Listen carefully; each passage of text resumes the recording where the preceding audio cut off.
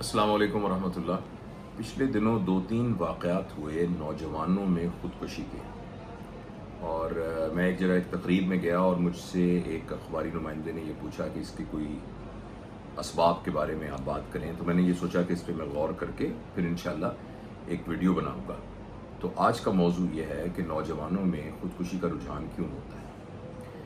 देखिए, इसकी एक वजह तो नफ्सियाती हो सकती है, साइकेट्रिक वजह हो सकती है कि एक आदमी नफ्सियाती मरीज़ है और उसकी वजह से उसके अंदर इस तरह के हालात हैं कि वो स्ट्रेस को, टेंशन को बर्दाश्त नहीं कर सकता।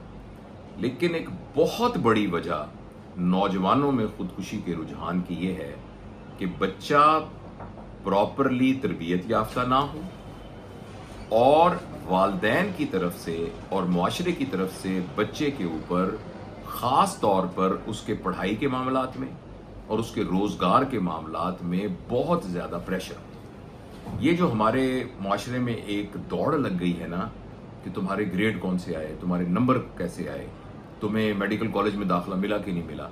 मैं आपको यकीन दिलाता हूँ 80-90 हज़ार बच्चा हर साल एमडी कैट के इम्तिहान से पहले एक नफ्सियाती खलफशार के अंदर मुब्तला होता है और एक वल्नरेबल होता है नफ्सियाती ब्रेकडाउन में, जिनको हमने एक प्रेशर डाला होता है कि तुमने मेडिकल कॉलेज में दाखिल होना है, मेडिकल कॉलेज में दाखिल होना है।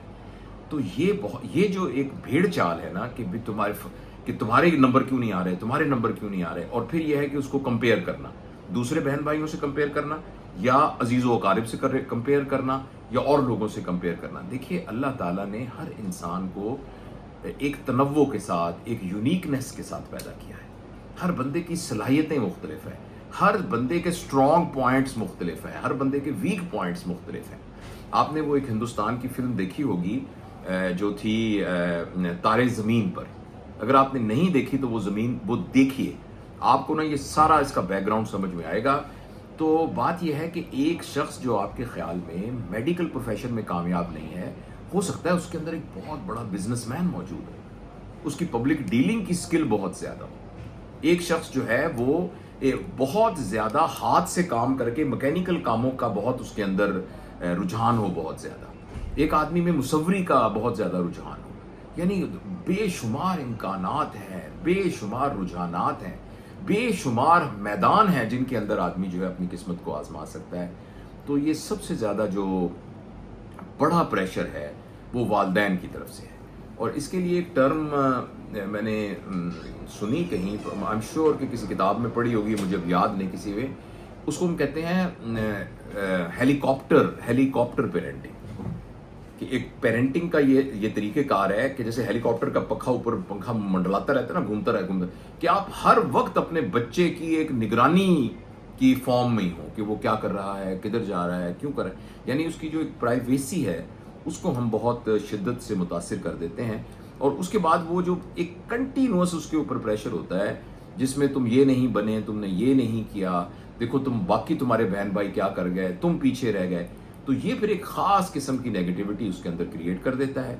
और जब बाहर से कोई ट्रिगरिंग इफेक्ट आता है और किसी किस्म का कोई ऐसा वाक़या आता है कि जो उसके ये वाले जो फॉल्स परसेप्शन बने हुए हैं, गलत जो उसके नज़रियात बने हुए हैं, वो उनको एक तक़वियत देता है, उसका सबूत प्रोवाइड करता है। कोई ऐसी चीज़ हो जाती है, वो इंटरव्यू में फेल हो जाता है, तो पहले से उसके अंदर एक बना होता है कि मैं तो इस काबिल नहीं हूँ।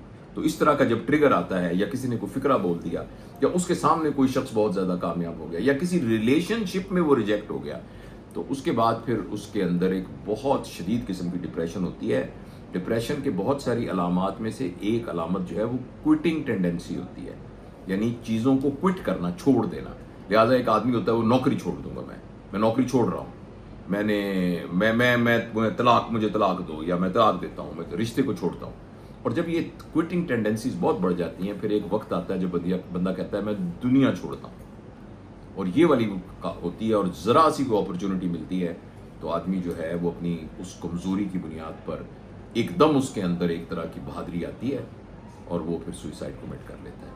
इसलिए वालिदैन की ज़िम्मेदारी है, बहन भाइयों की ज़िम्मेदारी है, पूरे मुआशरे की ज़िम्मेदारी है कि लोगों की जो ज़हनी सेहत है उसका ख्याल किया जाए। स्ट्रेस बहुत बुरी कैफियत है, ये मैंने सिर्फ किताबों में नहीं पढ़ा, मैं अपने ज़ाती तजुर्बे से आपको बताता हूँ।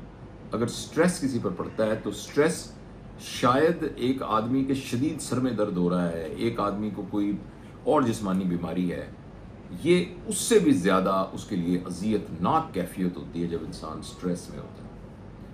تو بہت ضروری ہے کہ ہر بندہ اپنی تربیت کرے، اپنے اندر اتنی طاقت پیدا کرے کہ وہ نامساعد حالات کے سامنے ڈٹ کے کھڑا ہو سکے، اور دوسرا اپنے ارد گرد لوگ جو آپ جیسے طاقتور نہیں ہیں ان کا خیال رکھے، فکرہ بولتے وقت خیال رکھے، بات کرتے وقت خیال رکھے، جیسچرز کے وقت خیال رکھے، اپنے کنڈکٹ سے خیال رکھے کہ لوگوں کی ذہنی صحت کو ہم اتنا مجروح نہ کر دیں کہ وہ اس لیول پر پہنچ جائے کہ جس میں اس کو یہ لگے کہ اس کو دنیا چھوڑ دینی چاہیے۔ یہ میرے کچھ خیالات ہیں اس سلسلے میں۔